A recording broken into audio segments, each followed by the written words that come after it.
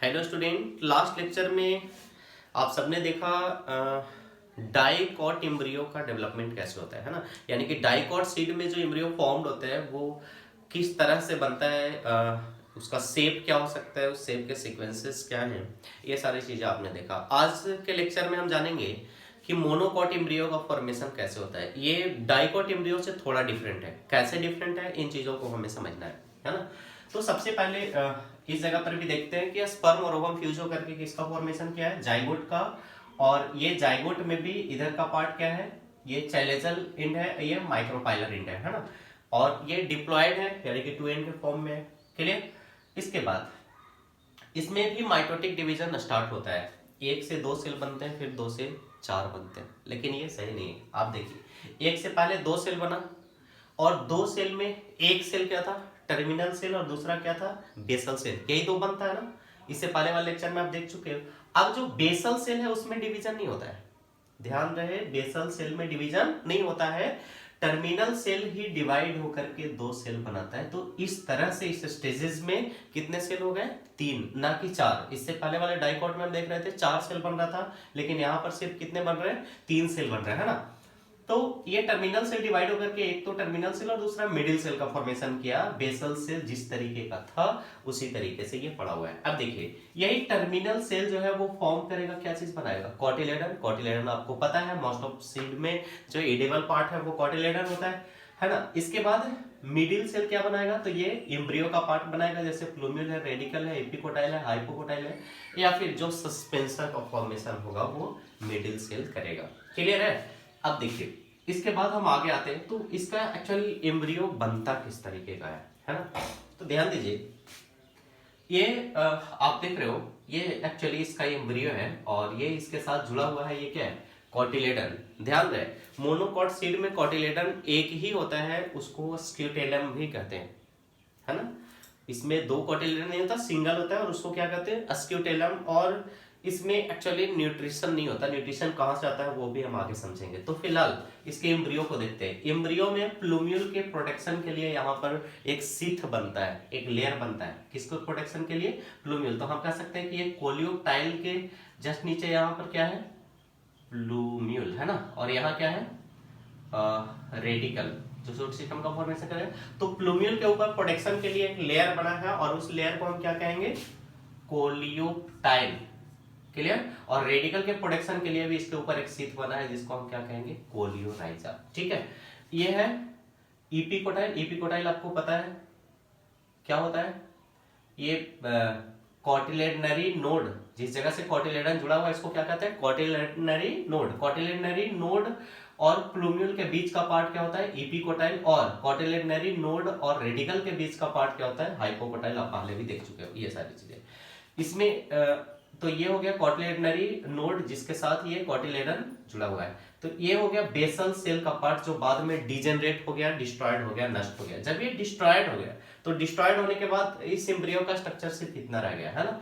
ये हो गया कोलियोटाइल। आपको पता है क्या है, ये प्लूम्यूल के प्रोटेक्शन के लिए सीथ है, और कोलियोराइजा क्या है, रेडिकल के प्रोटेक्शन के लिए सीथ है ना। बाद में यही डेवलप हुआ किस फॉर्म में, रूट कैप के फॉर्म में, है ना। वो हम जानेंगे और आगे। अब देखिए, ये कॉटिलेडन कितना है, एक, और इसको हम और क्या कहते हैं, अस्क्यूटेलम, है ना। अब एक सीड के अंदर देखते हैं कि एक्चुअली मोनोकॉट सीड के अंदर इसका क्या स्ट्रक्चर है या किस तरीके से, है ना। तो मोनोकॉट सीड में हमने स्ट्रक्चर लिया है किसका, मेज ग्रेन का। क्लियर। ध्यान रहे, मोनोकॉट सीड को हम ग्रेन कहते हैं, ग्रेन, है ना। तो ये मेज ग्रेन का स्ट्रक्चर हमने लिया है। अब देखिए, मेज ग्रेन में सबसे ऊपर क्या होता है, इसको समझिए। इसमें सबसे ऊपर के लेयर को हम क्या कर रहे हैं, हस्क। जबकि सीड में आप देख चुके हैं morphology in flowering plants 11th class के चैप्टर्स में, कि सीड के बाहर का लेयर क्या कहलाता है, सीड कोट। और वो कितने लेयर का होता है, 2। बाहर क्या होता है, टेस्टा, और अंदर क्या होता है, टेगमेन। ये सारी चीजें आप देख चुके हो। तो यहाँ पर इसे हम हस्क क्यों कह रहे हैं, सीड के आउटर कवरिंग को सीड कोट ना कह करके हम हस्क कह रहे हैं, है ना। तो हस्क क्यों कह रहे हैं, ध्यान दीजिए। जैसे मान लीजिए कि ये ओवरी है और इसके अंदर कोई ओव्यूल है। क्लियर। ये ओव्यूल सीड का फॉर्मेशन किया और ओवरी किसका फॉर्मेशन किया, फ्रूट का। तो फ्रूट में वॉल होता है और बीच में फ्लैशी पार्ट होते हैं, जो एडिबल होते हैं जनरली। अगर ये फ्रूट वॉल और ओव्यूल यानी कि सीड कोट दोनों के बीच का ये गैप ना रहे, दोनों एक दूसरे के साथ जुड़ा हुआ रहे, तब हम ऐसे केसेस में फ्रूट वॉल को और सीड कोट को अलग अलग सेपरेट नहीं कर सकते। दोनों के लिए हम एक कॉमन टर्म यूज करते हैं और वो क्या होता है, हस्क। तो हस्क एक्चुअली बना किससे है, तो ये बना है सीड कोट और फ्रूट वॉल, ये दोनों चीजों को जुड़ने से बना है क्या चीज, हस्क, है ना। तो आपने हस्क देख लिया। हस्क के ठीक नीचे प्रोटीन का बना हुआ एक लेयर होता है, इसको कहते हैं एल्यूरोन लेयर, है ना। तो ये क्या होता है, रिच इन प्रोटीन, इसमें प्रोटीन बहुत ज्यादा होता है ना। और इसके अंदर की तरफ प्रोटीन के लेयर के अंदर जो यानी कि एल्यूरोन लेयर के अंदर की तरफ क्या भरा हुआ है, इंडोस्पर्म, और वो स्टार्च है, यानी कि मेनली ये स्टार्च को कंटेन कर रहा है ना। ध्यान दीजिए यहाँ पे कॉटिलेडन जो है, सॉरी, ये जो इंडोस्पर्म आप देख रहे हो, ये बहुत बड़ा एरिया ऑक्यूपाई करता है इसमें, इस तरह के मोनोकॉट सीडेड में। और इसमें जो एम्ब्रियो है वो एक किनारे की तरफ पुष्ट कर दिया जाता है ना। जैसे आप इस एम्ब्रियो को देख पा रहे हो, लास्ट में ये स्ट्रक्चर बचा था।